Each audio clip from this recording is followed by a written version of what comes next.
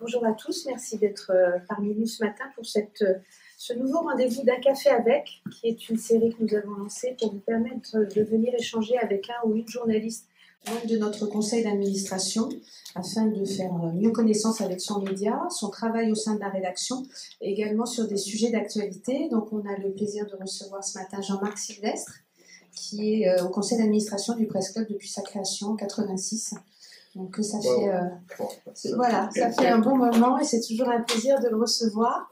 Alors Jean-Marc a été spécialiste de l'économie à TF1 et LCI pendant plus de 20 ans, avant de rejoindre iTélé durant l'été 2010.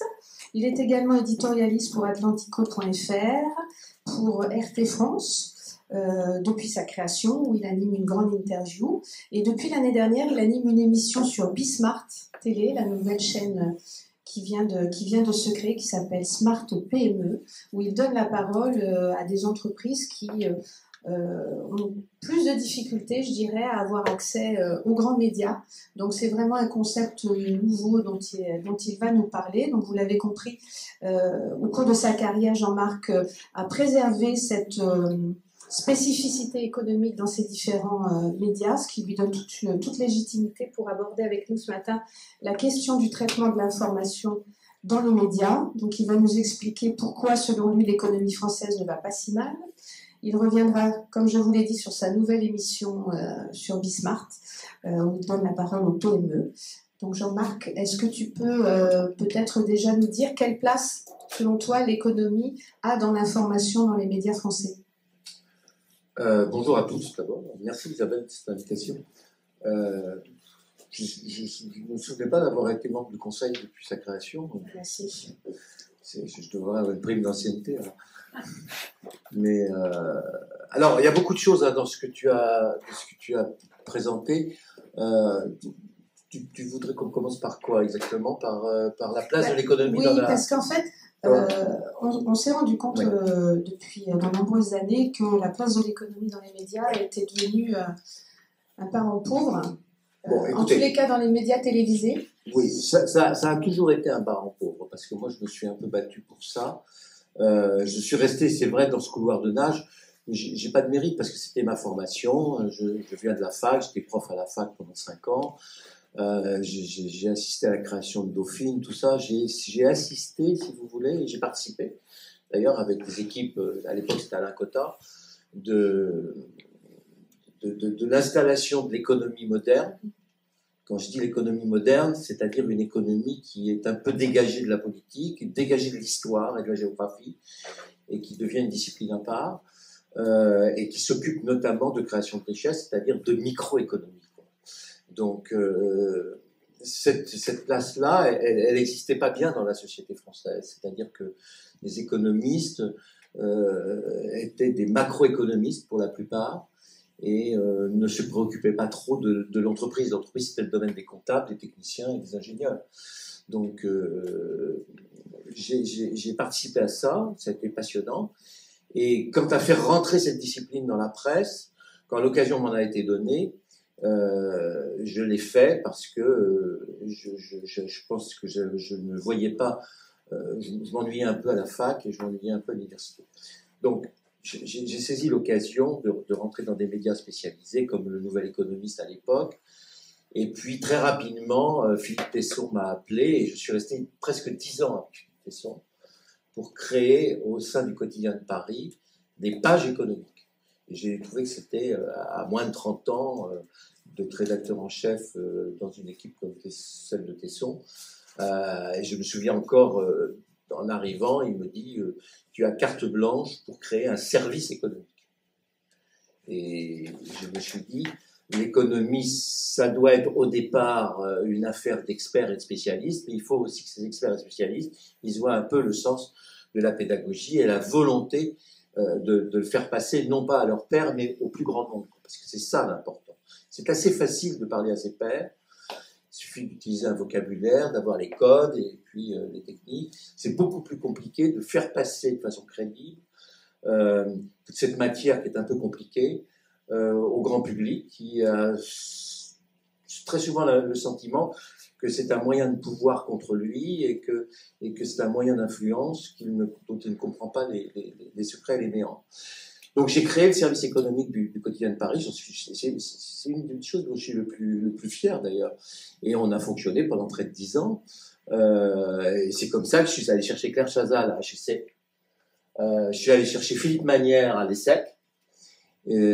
François Labruyère qui faisait des piges à droite à gauche et qui travaillait beaucoup pour Gérard de Villiers et qui faisait pour Gérard de Villiers, ça se sait pas beaucoup, toutes les parties rapports de force internationaux au niveau économique. Il avait une connaissance de l'économie internationale assez forte. Messarovitch qui cherchait, qui sortait de l'école aussi, etc. Et j'ai pris, c'est vrai, des bac plus 4, bac plus 5, bac plus 6, c'est-à-dire des gens qui auraient pu aller dans l'entreprise, dans le commerce, faire une carrière. Et avec cette équipe-là, et puis il y en avait d'autres qui sont venus, eh bien on a fait le quotidien de Paris. On a apporté dans le quotidien de Paris des pages. Alors on a été taxé très rapidement de libéral, et quand vous êtes taxé de libéral en France, vous êtes forcément ultra-libéral, et quand vous êtes ultra-libéral, vous donnez des boutons aux autres, et puis vous êtes clivant. Mais on assumait à peu près tout ça, etc. Bon, alors, il y a un certain nombre de mes camarades qu'on avait engagés au quotidien de Paris qui ont mal tourné, qui ont voulu faire de la présentation, qui ont voulu faire de la politique, je pense à Claire par exemple. Enfin bon, elle a quand même gardé cette rigueur et que lui donnait la connaissance de l'entreprise et la connaissance de l'économie. Et puis ensuite, l'occasion s'est présentée de la création de la 5e chaîne de télé. Et Patrice Duhamel, qui crée, et Carolis,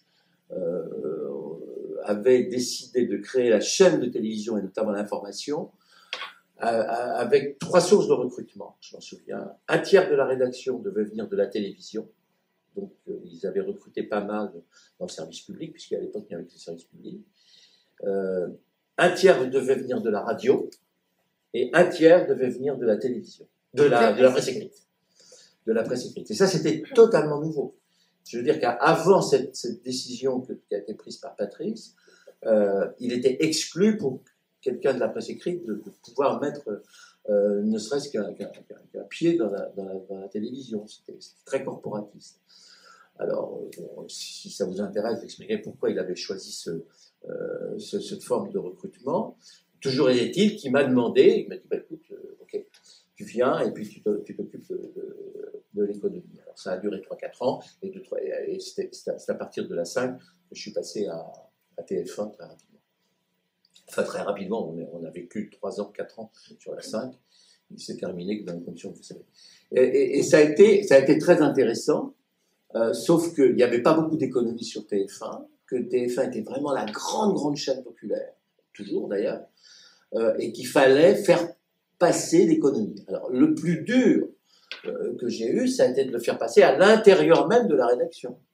C'est-à-dire, même si on avait l'appui d'Étienne Moujotte, de Lelay, l'intérieur de la rédaction était un peu allergique à l'économie parce que c'était compliqué, parce que ça faisait chier. Enfin, entre nous, ça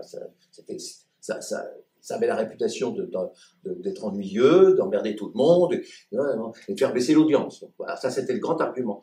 Bon, est-ce que c'était vrai? Alors, ça a été vrai, sauf avec 2 ou 3 de mes confrères qui ont été les pionniers dans cette affaire et que j'ai beaucoup admiré et que j'admire encore d'ailleurs, Emmanuel Delataille et François de Closet,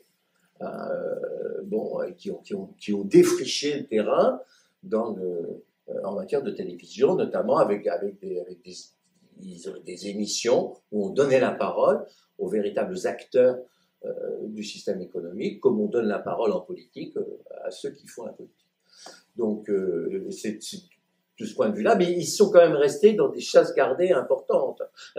Bon, je me souviens que Delataille, c'était quand même c'était relégué de samedi, le dimanche, c'était enregistré, j'étais venu 1 ou 2 fois dans le Presse Club, ça s'appelle, de l'époque, et puis c'était diffusé très tard le soir. Alors, les émissions sur TF1 ont été diffusées très tard le soir. Mais on avait une autre idée sur TF1, c'était de créer une chaîne d'information continue et avec une place sur l'économie très importante. D'où LCI. hein, qui s'est créé avec Jérôme Bellet, avec tout ça. J'ai pris une place on m'a proposé de participer de façon très importante. Donc j'ai gardé les deux, c'est-à-dire j'ai essayé de réunifier la rédaction de service économique de TF1 et ce qu'on pouvait faire comme économie sur LCI. Donc ça nous donnait une force considérable parce que une des raisons pour lesquelles l'économie n'intéressait pas beaucoup les journalistes, alors qu'il y avait des gens qui avaient une formation et qui avaient un goût pour ça, je l'avais bien vu, c'est qu'il n'y avait pas de débouchés antenne. Parce que les débouchés antennes étaient gérés par la rédaction en chef, par des considérations d'audience sur le 20h, etc., etc. À partir du moment où ils ont pu travailler sur une chaîne d'information continue, ils avaient des débouchés antennes. Et donc à ce moment-là, ils ont pu commencer à travailler et à montrer qu'on pouvait faire de l'économie qui soit pas rébarbative et qui soit un peu utile à la négociation. J'ajoute à ça que la conjoncture nous a rendu service parce que la conjoncture est devenue compliquée. Elle est devenue compliquée parce que les codes et les équations qui étaient celles des années 80 étaient en voie de disparition et ils étaient progressivement remplacés par une autre économie, un autre contexte. La chute du mur de Berlin dans les années 90, l'ouverture à la mondialisation en l'an 2000, l'arrivée du digital a donné la primauté, a transféré une partie des moyens et des pouvoirs au niveau des unités de production et au niveau de l'entreprise, des chefs d'entreprise, etc. Alors il y a eu des excès, hein, bien sûr, il y a la financiarisation derrière qui est arrivée et puis ça s'est terminé par la crise de 2008, mais tout ça a créé un environnement, un écosystème qui nécessitait, je veux dire, qui était favorable à l'information économique, mais ça nécessitait une compréhension. D'ailleurs, les hommes politiques étaient bien obligés de prendre en compte la considération économique, les réalités économiques et le pragmatisme nécessaire à l'économie. Alors, c'était pas facile tous les jours parce que en étant sur ce créneau-là, j'avais bien conscience qu'on allait à l'inverse du clivage traditionnel qu'avaient installé les intellectuels en France, le monde intellectuel, qui était un clivage très idéologique sur le plan politique. C'est-à-dire qu'on était pour ou contre le marché et on s'occupait pas beaucoup du marché. À partir du moment où cette réalité s'imposait, à partir du moment où on ne pouvait pas y échapper, on avait... Alors, bien sûr qu'il est resté des courants marginaux anti-système, mais ils ont été marginalisés quand même assez fortement. Mais pour pouvoir crédibiliser l'information sur le système lui-même, la façon dont il fonctionnait, la façon dont il peut évoluer et la façon à qui profitait tout ça, il fallait une pédagogie. Et je crois qu'on a été parmi ceux qui ont essayé d'introduire cette pédagogie. Alors, ça n'a pas été facile, et je dis que ça n'a pas été facile, notamment en France. Ça a été plus difficile dans les pays latins, ça a été plus difficile notamment en France que dans les pays anglo-saxons. Bon, j'ai beaucoup pratiqué les Américains. Pourquoi ça n'a pas été facile? Par tradition historique. Nous ne sommes pas des gens d'entreprise, nous ne sommes pas des sociétés et des cultures d'entreprise, nous sommes des cultures étatistes, nous sommes des cultures militaires, nous sommes des cultures de pouvoir politique, de débat d'idées, etc., etc. Bon, mais parallèlement à ça, nous n'avions pas en France les relais de pédagogie qu'ont les anglo-saxons et que sont les contre-pouvoirs. Et que les contre-pouvoirs sont très très importants pour faire la pédagogie. Un contre-pouvoir syndical, avec des syndicats qui étaient sous-représentés, sous-représentatifs. Et quand vous êtes sous-représentatif, vous êtes radical, vous avez intérêt à vous radicaliser pour pouvoir exister. Donc c'est des syndicats qui étaient faibles en représentation, forts en gueule, forts en proposition et forts en pouvoir de nuisance plutôt qu'en pouvoir de construction. Alors on a eu des syndicats qui étaient constructifs, qui avaient des propositions, qui faisaient cette pédagogie. La CFDT, avec Nicole Notat notamment, a fait un effort de pédagogie qui est considérable sur le fonctionnement du système et les aménagements qui étaient nécessaires au système. Mais le pouvoir restait quand même, et il reste encore aujourd'hui, d'une faiblesse, on va en parler si vous voulez, d'une faiblesse un peu handicapante.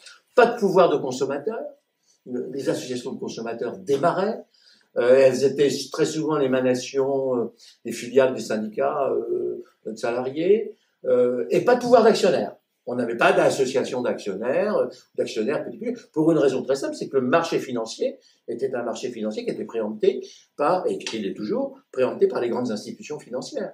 Nous n'avions pas de marché financier grand public. Pourquoi? Parce que l'État était très gourmand en épargne pour financer son déficit budgétaire. Et puis, d'autre part, nos systèmes de retraite n'étaient pas fondés sur la capitalisation, et ils ne sont toujours pas. Et donc, n'étant pas fondés sur le système de capitalisation, l'épargne des Français n'allait pas en capitalisation, n'allait pas en protection de la retraite. Ce qui n'est pas le cas dans les pays anglo-saxons, où vous savez très bien qu'on fait sa retraite en investissant dans l'économie alors, le débat entre la répartition qui est notre système sanctuarisé en matière de retraite et la capitalisation, c'est un débat qui continue d'évoluer aujourd'hui, mais il continuera d'évoluer tant que nous n'aurons pas fait les caisses complémentaires de capitalisation. Et si vous faites la capitalisation, eh bien, vous amenez les gens à la bourse et vous amenez les gens. Alors, les Français sont revenus là depuis pratiquement 2 ou 3 ans sur le marché financier. Vous avez une progression du nombre d'actionnaires important. Donc, on doit d'ailleurs à la privatisation de la Française des Jeux. C'est la Française des Jeux qui a augmenté le nombre d'actionnaires privés de quelques 800 000. C'est extraordinaire. Et ils sont restés. Ils sont d'ailleurs restés et ils continuent de venir un petit peu. Donc, pas de contre-pouvoir d'actionnaires, pas de contre-pouvoir de consommateurs, pas de contre-pouvoir de salariés. Le seul contre-pouvoir qui existait, c'était le contre-pouvoir éventuellement des journalistes et des médias, qui étaient assez mal équipés, et qui en plus faisait la communication et l'information et la pédagogie d'un système, et le rôle d'un journaliste, c'était pas forcément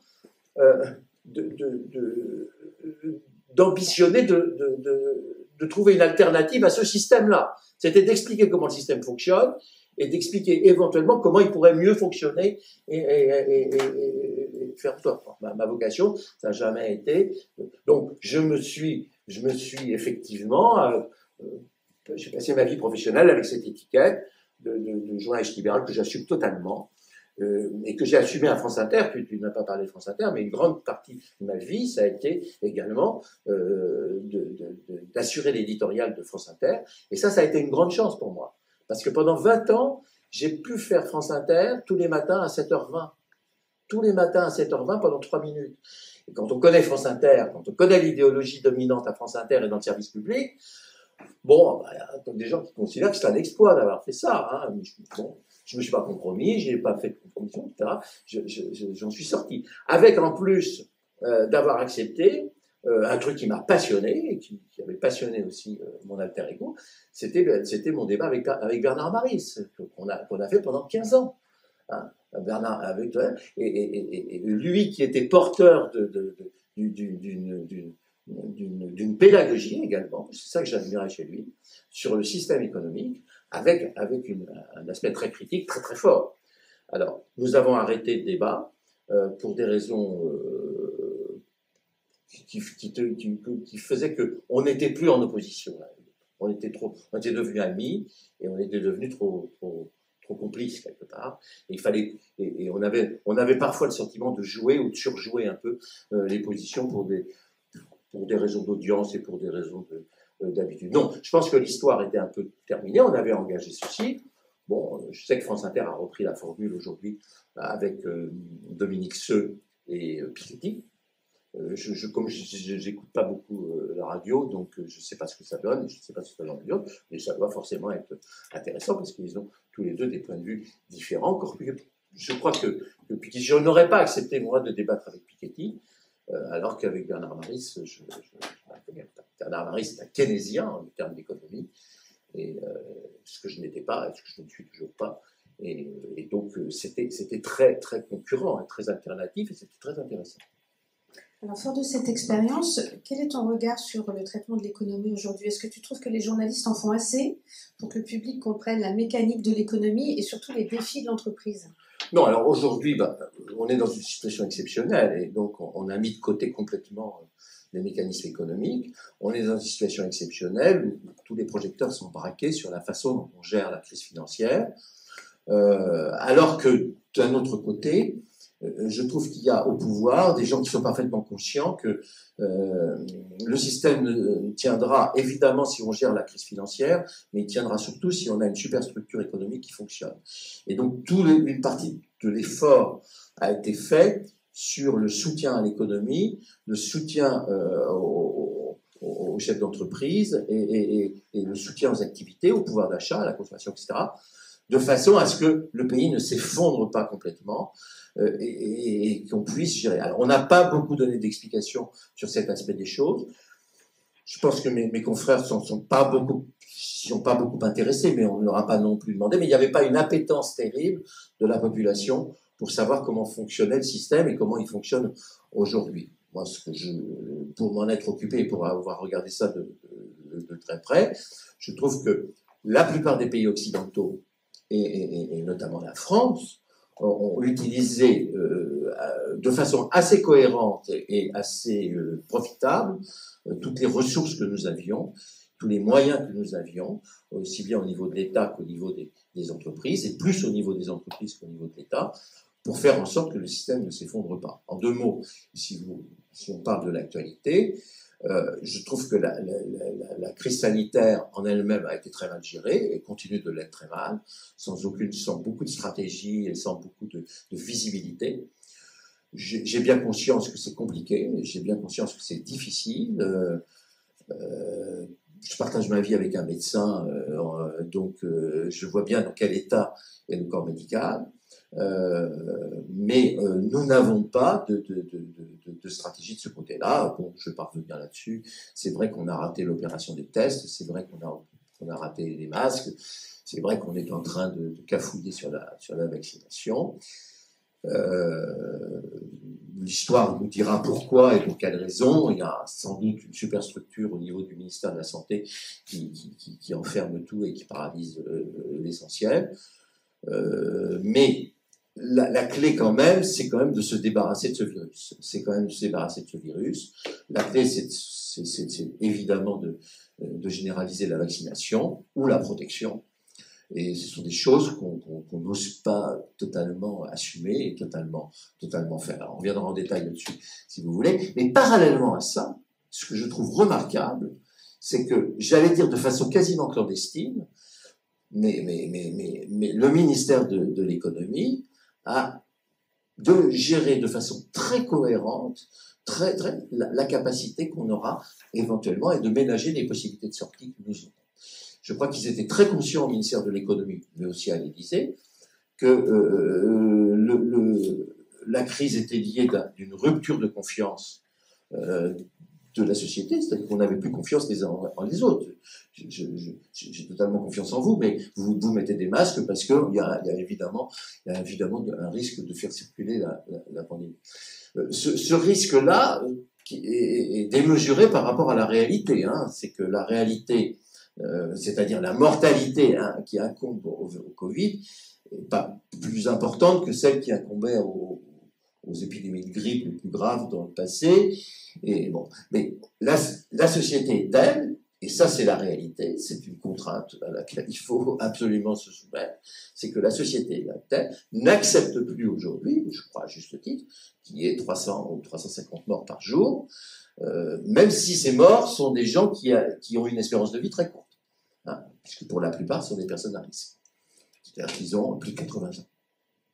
Donc, je veux dire que Bercy a bien géré ça. C'est-à-dire, premier temps, le quoi qu'il en coûte, résumé de façon très, très lapidaire par le président de la République, a servi à quoi? Il a servi à protéger le système économique dans son fonctionnement. Et de toutes les grandes crises historiques, moi je suis passionné d'histoire, donc mais ça va vous parler, toutes les grandes crises économiques que nous avons connues, toutes les grandes crises internationales, militaires, de guerre, etc., ont détruit des actifs de production. Eh bien, cette crise-là, elle a atteint le monde entier, elle n'a détruit aucun actif de production, il n'y a pas eu de bombardement, il n'y a pas eu de destruction, les usines sont restées en place, les camions sont restés les avions sont restés au tarmac, mais ils sont en fonctionnement.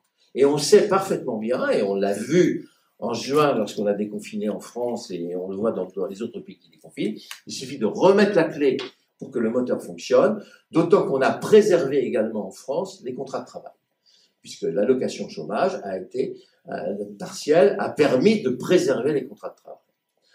Alors, je ne veux pas dire que le système soit totalement protégé, mais parce que le système, il a deux contraintes. La première, c'est d'assumer les gens qui étaient malades à l'intérieur du système, Renault, SNCF, Air France, mais ils étaient malades avant. La crise n'a fait qu'aggraver la situation pour eux. Ils étaient malades avant. Hein. Donc, il va falloir les accompagner si on veut les sauver, ou il va falloir trancher dans le vif si on ne veut plus collectivement les sauver dans cette situation. C'est peut-être ce qui va se passer pour Air France, c'est peut-être ce qui se passera pour Renault, il y a peut-être d'autres solutions. Donc, on a soutenu le système économique pour que les entreprises qui avaient la force de la mutation le fassent, et on a soutenu le personnel, on a soutenu le système. Et globalement, effectivement, l'activité s'est effondrée pendant le confinement puisqu'on a tout arrêté. Mais dès que le confinement a été levé, c'est reparti très fort. C'est reparti très fort et aujourd'hui, on a retrouvé une vitesse de croisière qui va permettre, d'ici la fin de l'année, si les dernières hypothèques sont levées concernant le virus, de repartir assez fort. Alors, à deux problèmes près, c'est les entreprises à risque, qui étaient à risque avant et qui le sont encore davantage. Et le deuxième, c'est à la condition d'assumer les mutations importantes que la pandémie a imposées. L'accélération de la digitalisation, il va falloir l'assumer, il va falloir que tout le monde l'assume. Et une grande partie des entreprises françaises vont assumer, sans qu'on en parle. Mais on est quand même passé dans une proportion inimaginable il y a 3 ans, au e-commerce, au digital, au click and collect, et tout ça. Ça va créer des habitudes qui vont être des habitudes durables. Dans l'organisation du travail, on a quand même modifié beaucoup de choses, hein, notamment le télétravail, même si le télétravail, pour moi, ça n'a jamais été la panacée. Il y a beaucoup de gens qui ont envie, sans doute, de revenir près de la machine à café pour voir les copains et les copines. Mais ça a quand même introduit une idée de flexibilité qu'on n'abandonnera plus. Hein, et ça veut dire quoi? Ben, ça veut dire que, grosso modo, le quartier de la Défense va devoir recycler 30% de ses bureaux. Et ils sont en train de le faire, d'ailleurs. Ils n'ont pas attendu, ils n'attendent pas que tout le monde soit vacciné pour le faire. Ils savent très bien que la Défense ne sera jamais plus ce que M. Pellerin avait rêvé dans sa folie qu'elle serait. Peut-être que c'est pas plus mal, j'en sais rien, mais je ne vais pas donner d'avis là-dessus. Donc, il y a des modifications qui vont être durables. L'habitude que nous avons pris d'avoir des conférences en visiophone, en Skype et tout ça, c'est une habitude qui va se garder. Est-ce que c'est très très utile d'aller passer 3 jours, je suis désolé de le dire dans cet immeuble, dans un hôtel de province alors c'est très utile parce qu'il y a un terrain de golf à côté, donc de passer 3 jours aux frais de l'entreprise et puis d'avoir un séminaire d'organisation marketing. Mais je pense que de ce point de vue-là, il va y avoir un changement. J'en suis pratiquement sûr. Comme il sera sans doute pas forcément utile de retourner faire des grandes conférences à Las Vegas pendant 4 jours ou 5 jours. D'ailleurs, les gens de Las Vegas savent très bien qu'il faut plus investir à Las Vegas. Bon. Donc, je veux dire que le système que nous avions à faire avec des voyages, avec tout ça, etc., bon, il va pas disparaître, mais il va changer. Bon. Et puis, les entreprises, il y a des entreprises nouvelles qui vont naître, hein, forcément. Je vois bien, je suis fasciné, on parlera de Bismarck tout à l'heure, je suis fasciné par le nombre d'entreprises qui viennent, et des gens qui ont moins de 30 ans, qui ont des idées fantastiques. Bon, en bref, il y a une capacité de résilience en France extraordinaire au niveau des chefs d'entreprise. Il y a une capacité de résilience qui fait que ça va redémarrer très rapidement, et ça a déjà redémarré. Ça a déjà redémarré. On n'a pas eu de faillite, hein, on a protégé. On n'a pas eu de faillite parce qu'on a alimenté les trésoreries. Le PGE a facilité la prise de trésorerie, mais il faut savoir quand même que les engagements de trésorerie étaient de 300 milliards. On a libéré que 100 milliards, et sur les 100 milliards, vous en avez 60% qui n'ont pas été utilisés par les entreprises. Hein, ils les ont gardés en réserve, au cas où. Donc ça prouve quand même qu'ils en avaient sous le pied. Donc, il va y avoir un problème quand on va lever le moratoire sur les assédiques et sur les impôts. Parce que les prescripteurs de faillite en France, malheureusement, enfin, on le sait tous, c'est les assédiques. C'est les assédiques qui emmènent l'entreprise à la barre du tribunal la plupart du temps, parce qu'ils sont créanciers qui ont à faire, donc ils passent à... mais là, ils ont suspendu tout ça. Est-ce qu'il va y avoir un étalement? Est-ce qu'il va y avoir un moratoire? Je pense que ça va être c'est en discussion. Mais c'est vrai que si les assédiques décidaient demain de dire, bon, bah, écoutez, maintenant c'est fini, vous payez, il y a une grande partie de moyennes et petites entreprises qui auraient du mal à le faire en un seul coup. Donc, mais il n'y a pas un chômage terrible, il y a même des secteurs aujourd'hui d'emploi qui sont en tension, notamment tout le secteur du digital est très en tension, avec des prix de salaire qui montent, avec une mobilité qui s'accélère. Donc je vois pas. En plus, vous avez un carburant colossal en France qui existe pour financer la reprise, la mutation, les évolutions dont je parlais, etc., la relance. Cette réserve financière colossale, c'est l'épargne des Français. L'épargne des Français est liquide, elle est disponible. Ils ont mis en réserve sur les comptes courants, sur les comptes du livret A en 2020 plus de 200 milliards. 200 milliards, on n'a jamais vu ça. Une année normale livret A, c'est 50, 60 milliards. 200 milliards. 2021, ils mettront sans doute à peu près le même montant. Et je ne parle pas des comptes courants parce qu'on estime à peu près que le montant sur les comptes courants, de particuliers plus les comptes courants d'entreprise, on est aux alentours de 150 à 200 milliards aussi. Je ne parle pas de l'argent cash, parce que je ne sais pas si vous avez vu, mais l'argent cash ressort là actuellement un peu. Il y en avait sous les matelas, il y en a. Bon, hein. On a en trou minimum 500 milliards. 500 milliards, on a emprunté pour le Covid 300 milliards. Donc la tentation sera forte de faire la comparaison. C'est d'ailleurs ce qui explique la capacité que nous avons à emprunter. Nous avons une capacité formidable à emprunter sur les marchés financiers internationaux, puisque c'est du 0%. Donc, ça veut dire quoi? Ça veut dire que les gens nous prêtent de l'argent en considérant qu'il n'y a pas de risque, puisqu'ils ne demandent pas de rémunération. Et ça, c'est de l'argent à 10 ans. Donc, nous avons des emprunts importants, dont tout le monde dit qu'ils sont exorbitants. Moi, je ne le crois pas. Heureusement qu'on a fait ces emprunts-là. À ce prix-là, il faudrait être bête de ne pas en faire, franchement. Hein, on a des frais financiers qui sont 3 fois inférieurs à ce qu'ils étaient il y a 10 ans, avec un endettement 4 fois moindre. C'est-à-dire qu'on paye 4 fois moins cher qu'il y a 10 ans notre dette. Les frais financiers au budget, c'est 30 milliards aujourd'hui. C'est 30 milliards, c'était 50 milliards il y a 5 ans. On n'avait pas la dette qu'on a aujourd'hui. Donc, il y a cette manne financière qu'il va falloir remettre et réinjecter dans l'économie. Alors, pour qu'elle revienne dans l'économie, il y a 3 solutions. Où on crée des impôts, mais moi, j'ai pas tellement confiance dans l'État pour redistribuer les impôts ensuite, parce que, en fait, ça sert plutôt à autre chose, à des frais généraux plutôt qu'à l'investissement. Et je pense que l'État a décidé, et je pense qu'ils tiendront cette promesse, de ne pas créer d'impôts Covid, de ne pas créer de supplément d'impôts. La deuxième solution, c'est de faire des emprunts. Et pour faire des emprunts, il faut faire des projets. Pour l'instant, l'État n'est pas forcément le mieux à même de faire des projets. Il va falloir passer par les entreprises. Donc la troisième solution, c'est de recréer un système qui favoriserait le retour de cette épargne dans l'entreprise, soit sous forme d'investissement à risque dans les entreprises. Les Français n'ont pas la culture de ce risque. On revient toujours à notre ADN, à notre handicap. Il faut donc leur faire des incitations fiscales. Moi, je crois que ça reviendra plutôt en consommation.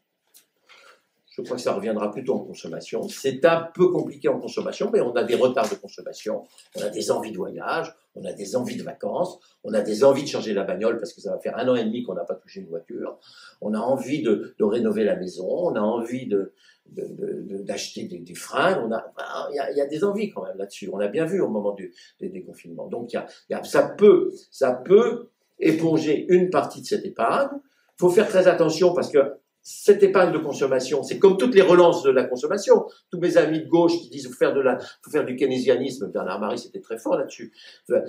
Ils savaient très bien au bout du compte que si on distribuait de l'argent en consommation, c'est de la consommation qui allait directement à Shenzhen ou à Pékin, puisque vous achetez des produits importés. On a une balance commerciale qui est déficitaire.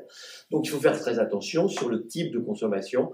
Donc il faut donner envie aux Français de consommer. Il y a un moyen qui est en train de discuter, c'est pas un scoop que je vous donne, parce que j'ai sorti hier ou avant-hier, c'est que Bercy étudie actuellement une disposition qui faciliterait les donations et les successions. Les seniors qui ont du fric, ils n'ont pas envie de consommer. Ils ont déjà payé leur cotisation à un club de golf, ça suffit bien, vous êtes d'accord? Oui. Mais les enfants de ces seniors et les petits-enfants de ces seniors, ils ont envie de se loger dans des conditions plus favorables quand ils font leurs études. Ils ont envie de se payer leurs études sans être obligés d'emprunter ou d'avoir un boulot qui les empêche d'étudier.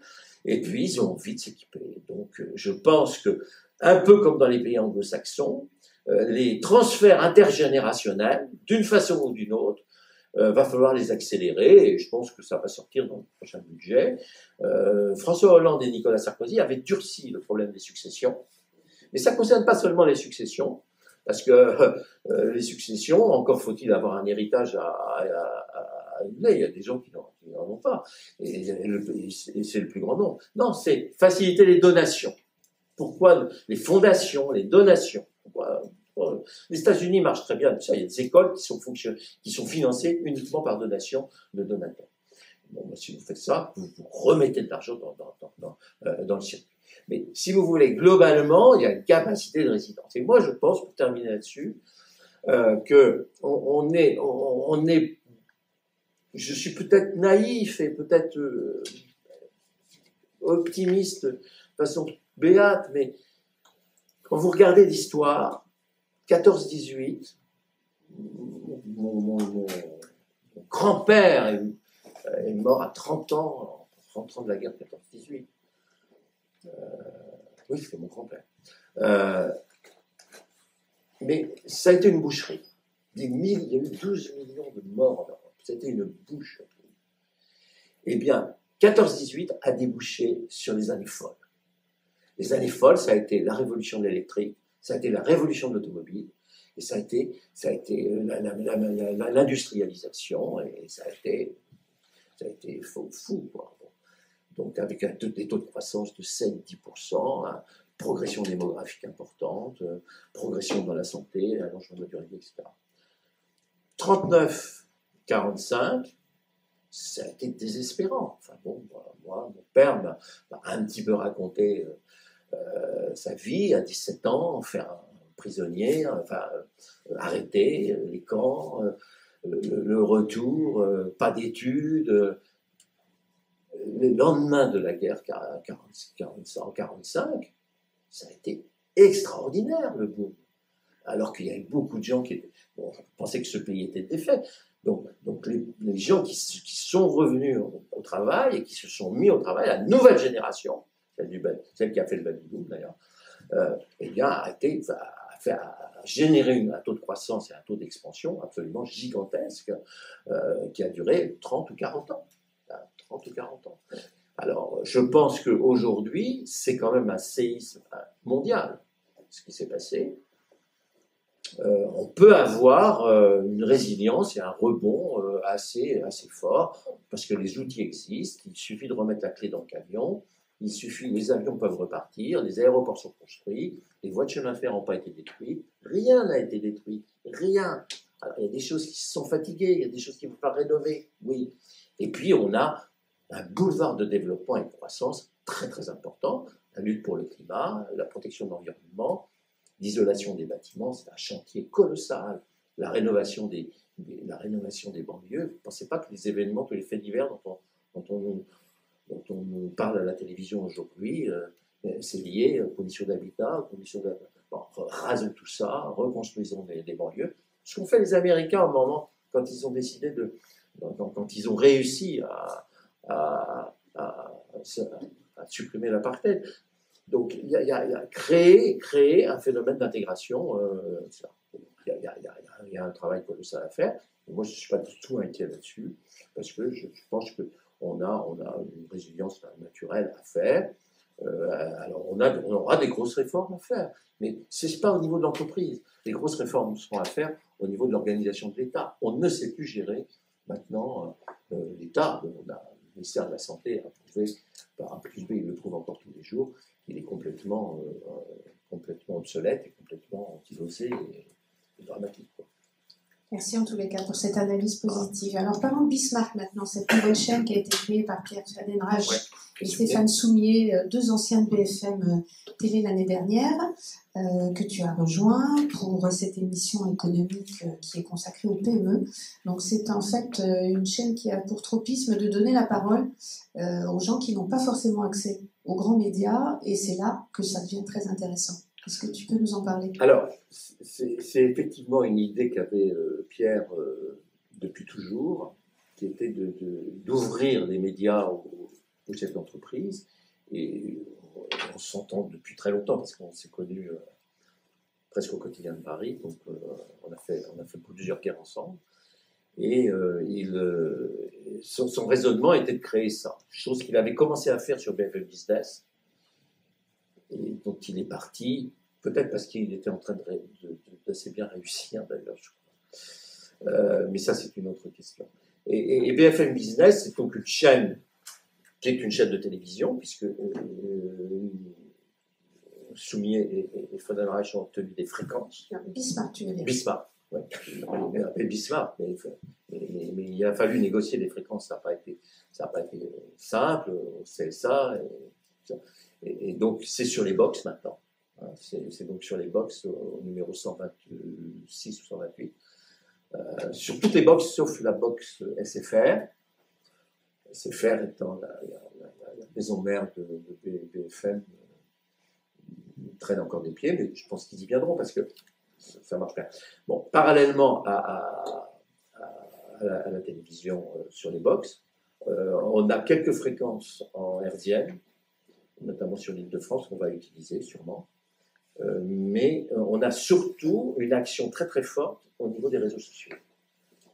Donc l'action sur les réseaux sociaux est très forte, elle est interactive et le gros de l'audience passe par les réseaux sociaux.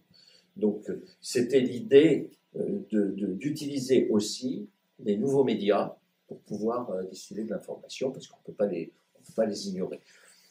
La télévision reste quand même un outil de plus en plus archaïque quelque part, même s'il est absolument nécessaire pour toucher le plus grand nombre au même moment. L'essentiel de l'information, quand elle est notamment pointue et fine, passe par les réseaux sociaux. Alors, on a eu un problème de modèle économique, dont je vais vous parler 3 minutes, parce que c'est quand même un peu l'originalité de la chaîne Bismarck, qui était de dire si notre idée éditoriale est de faire monter à l'antenne des gens qui ont quelque chose à dire, mais qui n'ont pas la possibilité de le faire, il faut qu'on trouve un modèle économique pour le faire. Parce qu'il n'y a pas une audience importante qui permette de candidater auprès des grands budgets publicitaires. Et d'autre part, on n'a pas encore inventé un système de télévision payante. On peut le faire, notamment sur Internet. Je pense que les web TV, YouTube et tout ça, sont de plus en plus payants, mais on n'était pas mûr pour ça. Alors, l'idée qu'on a eue est une idée qu'on avait déjà eue sur BFM Business, qu'on avait essayé d'éprouver sur BFM Business avec les sagas que je produisais. Les sagas que je produisais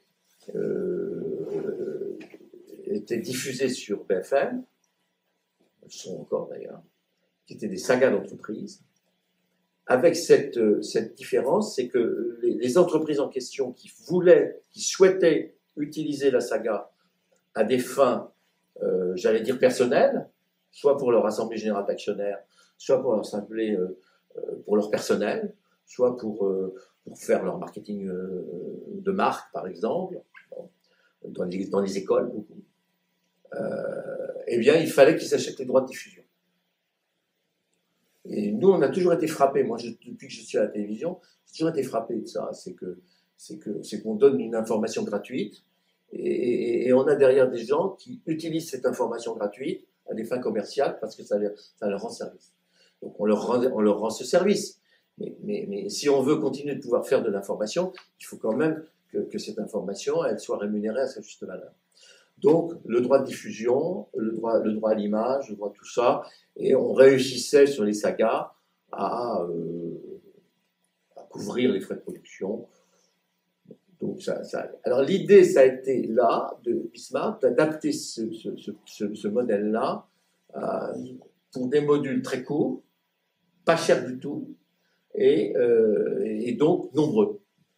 Donc, vous êtes chef d'entreprise, vous avez quelque chose à dire, d'abord c'est nous qui allons les chercher, vous venez, vous ne payez pas, hein, on raconte votre histoire, on vous embête un peu sur les contraintes que vous avez, on essaie de savoir où vous voulez aller, hein, moi je dis toujours d'où vous venez et où vous allez. Et puis on essaie de faire ça en 3-4 minutes. Et derrière ça, eh bien, pas à tous les coups, mais quelques-uns nous disent, bah, écoutez, est-ce qu'on peut prendre des photos? Est-ce qu'on peut avoir Est-ce qu'on peut avoir le fichier? C'est pourquoi faire le fichier? Bah, on va le mettre sur notre site internet. On va l'envoyer à nos clients. Parce qu'on n'a pas les moyens de se faire une prod. On n'a pas les moyens de faire tout ça. Donc, si on peut avoir le fichier, voilà. Alors, à ce moment-là, il y a un droit de diffusion. Donc, voilà, un an et demi. C'est un an. Il y a différentes formules. Un an, 2 ans. Alors, je ne m'occupe pas de ça directement. Mais donc, on a, si vous voulez, un taux de transformation qui est entre 30 et 50% à peu près aujourd'hui, et qui permet de couvrir les frais de production. Alors, on a beaucoup discuté avec le CSA parce qu'on a été attaqué par les concurrents.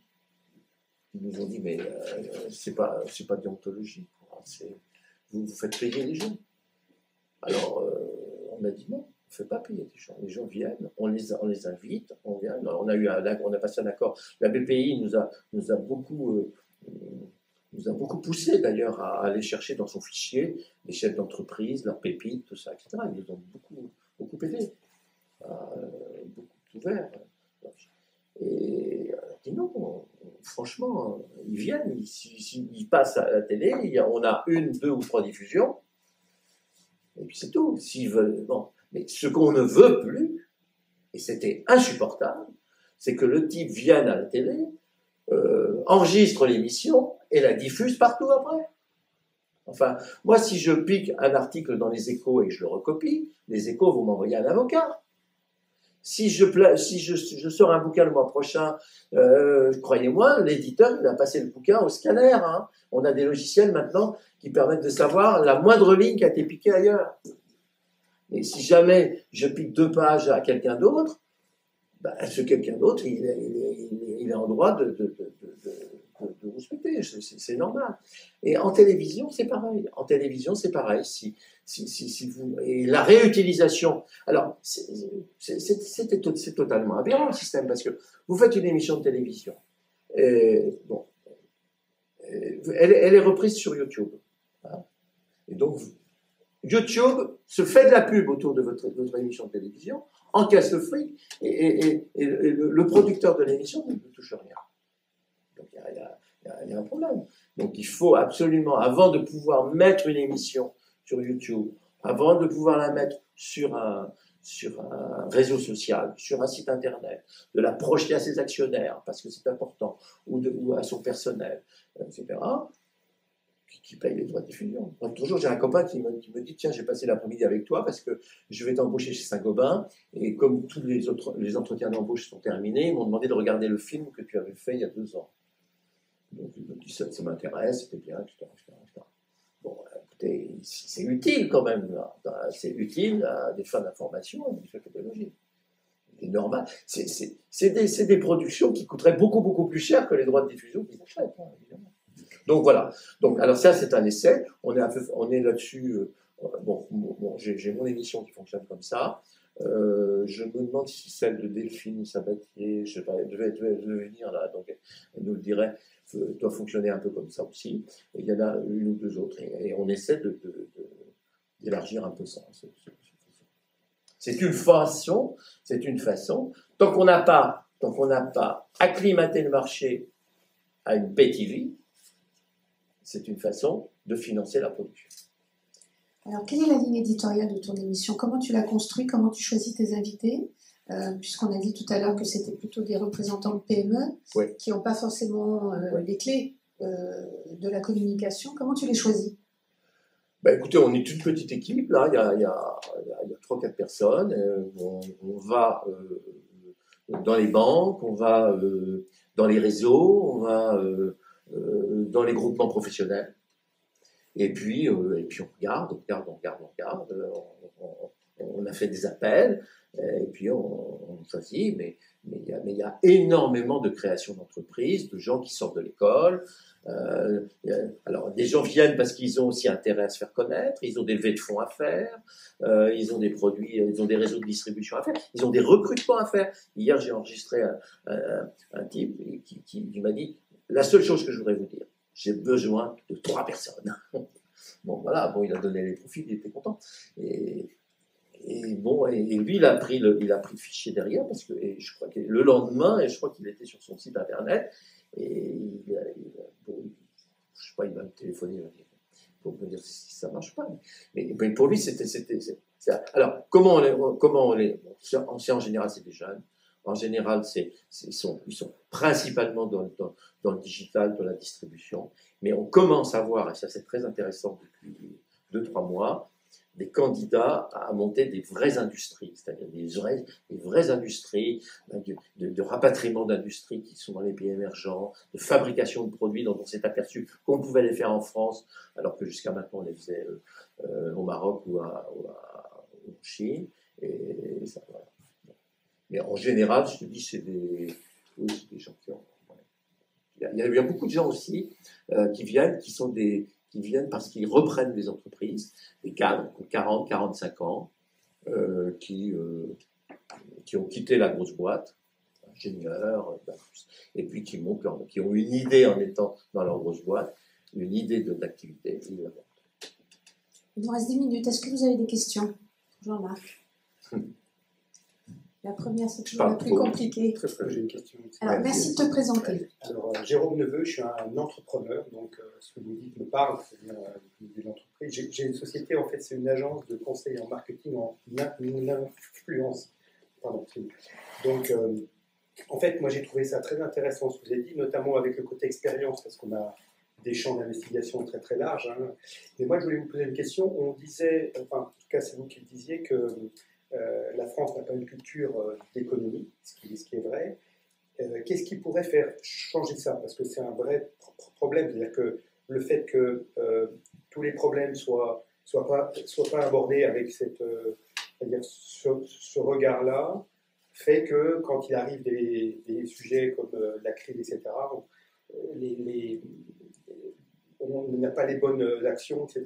Qu'est-ce qui pourrait faire qu'on change par rapport à ça? Écoutez, c'est une question que tout le monde se pose, effectivement, depuis un bon moment. Moi, j'ai cessé de croire que le système de l'éducation nationale pouvait nous aider, parce que je crois que ça paraît compliqué, là, pour l'instant. Ce qui peut faire changer ça, c'est une crise. On n'est jamais aussi intelligent qu'au moment d'une crise. C'est vrai que la crise rend intelligent. C'est vrai que dans la crise qu'on a vécue, on s'aperçoit que ce sont les entreprises qui nous ont sauvés de la catastrophe. Parce que quand il n'y avait pas de masques, eh bien, vous aviez des entreprises qui sont allées chercher des masques, sans même avoir l'autorisation du ministère de la Santé, parce qu'à l'époque, la règle, c'était que les masques ne servent à rien. Et vous aviez beaucoup de chefs d'entreprise qui se sont dit, mais les masques servent à quelque chose. On aurait eu des chefs, des ministres ou des responsables politiques qui seraient mieux intelligents en disant, écoutez, la vérité est celle-ci, nous n'avons pas de masque. Nous ne savons pas exactement l'efficacité d'un masque, mais nous pensons, compte tenu de ce qui se passe dans d'autres pays, que ça peut être utile pour diminuer la circulation du virus. Je vous invite tous à fabriquer des masques chez vous. Et bien, vous avez énormément de grand-mères, de personnes qui sont chez elles, qui seraient mises à leur machine à coudre et qui auraient fabriqué des masques de fortune. Ce qu'elles ont fait pour certaines d'entre elles et dont on n'a pas beaucoup parlé. Ce sont les entreprises qui sont allées chercher les masques. J'ai vécu l'affaire des tests. Les tests existaient, on savait où ils étaient et il a fallu que ce soit quelques chefs d'entreprise. Je parle des tests hypogéniques. Des pharmacies là, antigéniques. Ce sont des tests à résultats rapides dans les 15 minutes. Ces tests étaient interdits d'utilisation, la vente, etc., etc. Vous avez 2 ou 3 chefs d'entreprise qui sont allés chercher les tests là où ils étaient. Il y a d'ailleurs Sophie de Menton s'est beaucoup démenée pour ça. Elle a trouvé 2 ou 3 de ses adhérents qui ont fait ça. Et il est arrivé un jour, ils sont allés tous au ministère de la Santé en disant, écoutez, on a des millions de tests qui sont là. Hein, si vous ne nous donnez pas cette autorisation, parce qu'ils sont utilisés partout, hein, en Allemagne, on les met dans les entreprises. Donc ils ont forcé la main. Ça a été installé dans une première mairie, c'est Rachida Dati qui a fait la première. Après c'est allé dans les entreprises. Moi je sais qu'on m'en a demandé pour 2 ou 3 entreprises. Voilà. Donc ils étaient allés chercher les tests, ils les ont payés, ces tests. Bon, aujourd'hui, on a le même problème, on a à peu près les mêmes problèmes avec les vaccins. Hein. Il va quand même falloir que les vaccins, ça se débloque quand même, parce qu'aujourd'hui, on se demande pour quelles raisons administratives, de précaution, de principe de précaution. On a un principe de précaution qui bloque beaucoup de choses, et qui fait que il y a des initiatives, et quand vous laissez les gens prendre leurs responsabilités, eh bien, ils réussissent à obtenir des résultats. Il y a un deuxième phénomène qu'il faudrait faire, et vous savez que ce pays est quand même à plus de 60% de son PIB est occupé par des dépenses publiques. Ça veut dire quoi? Ça veut dire que moi, citoyen lambda, j'ai plus intérêt à travailler avec l'État pour essayer de grappillonner une subvention que de travailler dans une entreprise pour gagner un salaire et un profit. Ben oui, j'ai plus de chances de gagner ma vie en tout ça. Bon, il arrive un moment où on ne va pas y arriver parce que il faut bien que les uns nourrissent les autres. Donc diminuons le pouvoir de l'État, diminuons le périmètre de l'État, diminuons la masse des dépenses publiques de l'État. L'essentiel de l'épargne passe en financement de déficit budgétaire. Le déficit budgétaire est lié à la dépense publique. C'est lié au Covid, certes, mais c'est lié aussi à la dépense publique. Hein. Faut pas mettre tout sur le Covid. Et d'ailleurs, Bruno Le Maire a bien géré le Covid. Les dépenses du Covid sont beaucoup moins importantes qu'on ne le dit. Mais donc, vous rebalancerez à ce moment-là, vous flécherez à ce moment-là de l'argent et de l'épargne du côté des entreprises qui ont besoin de fonds propres et qui ont besoin d'investissement. Le coût du risque. Je ne veux pas vous reparler du principe de précaution, mais vous savez, un principe de précaution, s'il avait été appliqué du temps de Christophe Colomb, il n'aurait jamais découvert l'Amérique. Hein. Et puis, si la plupart d'entre nous, si on avait dû nous l'appliquer au moment du mariage, on aurait peut-être réfléchi à 2 fois. Franchement, bon. Non, mais si l'épée de Damoclès en permanence est sur la tête des hommes politiques, des hauts fonctionnaires, ils se cachent, ils ouvrent le parapluie. Ils se sont tous cachés derrière les médecins pendant 1 an. Ils ne faisaient rien sans citer un médecin. Les experts médicaux nous disent jusqu'au jour où enfin on a compris qu'il fallait peut-être prendre quelques risques. Mais c'est compliqué. Hein. Quand on est un homme politique, je comprends aussi qu'on n'a pas envie de terminer en étant poursuivi par le parquet national financier. Autre question? Oui, Béatrice Arrosio, agence de relations médias comme ByDea. Oui, on se connaît depuis longtemps. Vous avez souligné l'aide massive financière de l'État, donc il y a une dette qui est assez abyssale, qui va régler. Alors, c'est effectivement la question qui est posée par un certain nombre de responsables politiques et vraisemblablement au budget. Qui va régler? Alors, je vais là encore vous paraître un peu optimiste, peut-être irréaliste. Je pense pas pour ma part, je le dis, je l'assume, que ça va représenter un problème insoluble. Cette dette est importante, puisqu'elle atteint 120% du PIB. Mais enfin, qu'est-ce que ça veut dire 120% du PIB? C'est un flux comparé à un stock, hein, parce que la dette, c'est un stock qui est remboursable sur 20 ou 30 ans, avec un PIB qui est un flux annuel, donc qui se renouvelle tous les ans, et qui peut croître, et qui va croître, forcément. Alors, 120%, bon, bah oui, bon, par rapport aux 60% ou aux 70% qui étaient dans les critères de Maastricht, ça peut paraître important. Ça représente, en dette colossale, ça représente à peu près, je vous dis, bon, donc 120%, ça fait 3 milliards et 3 000 milliards, 3 500 milliards à peu près, 3 500 milliards, plus d'une année de revenus, quoi. Mais quand vous empruntez une maison, vous empruntez beaucoup plus qu'une année de revenus, hein, quand vous construisez. Alors, toute la question va être de savoir à quoi sert cette dette. Si elle est dépensée pour éclairer des bureaux vides au ministère de la Santé et de l'Économie, c'est vrai que c'est embêtant.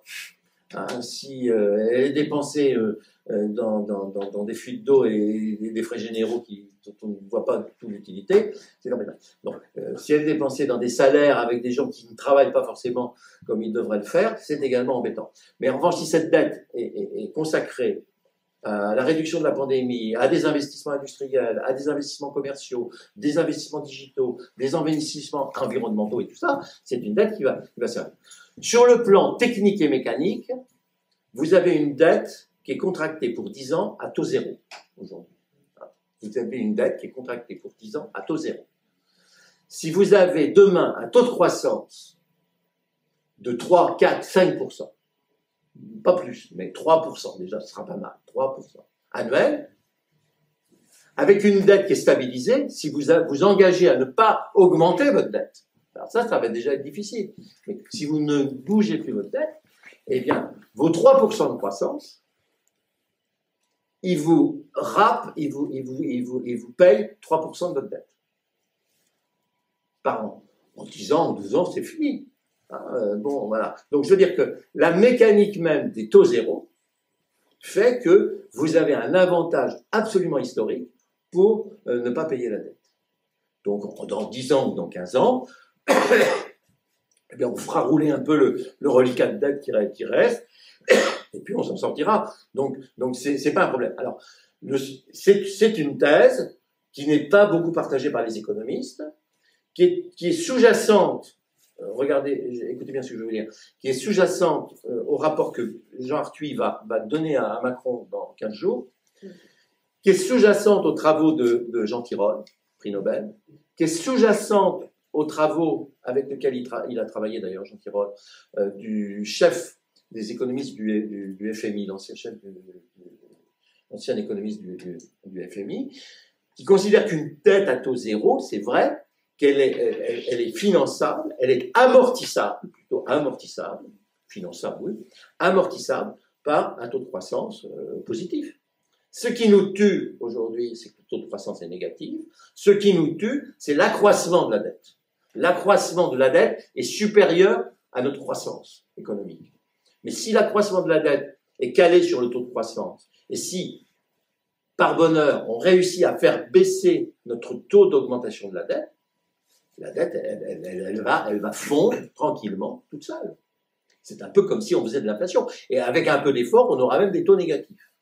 Des taux négatifs, entre nous, c'est un impôt. Enfin, c'est la forme politiquement correcte de l'impôt. Pour que les gens ne sachent pas, ils le sont quand même. C'est-à-dire que vous payez pour pouvoir garder votre épargne dans un coffre de banque, ou dans un compte bancaire, et pour sécuriser. Donc, je ne vois pas le problème. Alors, le seul problème, et là, ils ont raison, c'est que est-ce que les taux resteront à zéro? Alors ça, c'est une vraie question. Et c'est une question très, très intéressante. Parce que beaucoup sont convaincus aujourd'hui que les taux sont maintenus à zéro grâce à l'action généreuse des banques centrales. La Banque centrale européenne, la Banque centrale américaine. Je rappelle que ces taux zéro sont internationaux. Hein. C'est pas uniquement confiné à la France. C'est pas parce que la France fermerait ses frontières, hein, sortirait de l'Europe qu'elle réussirait. Alors, certains pays payent une prime sur les taux. L'Italie, par exemple, payait 3-4 points. Mario Draghi a fait l'arrivée de Mario Draghi a rassuré tout le monde, ils sont descendus à zéro. Donc, pourquoi, à mon avis, mais je n'ai pas inventé ça, hein, ce sont des rapports des gens très, très, très sérieux, beaucoup plus que moi, les taux vont durablement être à zéro. À partir du moment où les structures démographiques ne vont pas être bouleversées dans les 10-15 ans qui viennent. Et les structures démographiques aujourd'hui disent quoi? Eh bien que dans le monde entier, les populations sont en train de vieillir. Et quand les populations vieillissent, ils consomment moins, ils épargnent plus. Ils ont donc de l'épargne à placer. Et nous avons des surplus d'épargne dans le monde aujourd'hui qui demandent qu'à être placés dans des endroits sécurisés. Et les endroits sécurisés, c'est les pays de développement. Donc, même en Chine, la population chinoise est en train de vieillir dans des proportions importantes. Ce qui change d'ailleurs son modèle de consommation, un peu, et qui va permettre... Donc, nous avons des structures de consommation qui sont importantes. Alors, la deuxième raison, c'est qu'on a des structures financières qui sont quand même aujourd'hui relativement solides. Une des leçons qu'on a tirées de la crise des subprimes en 2008-2009, ça a quand même été de renforcer considérablement les systèmes de garantie des systèmes bancaires.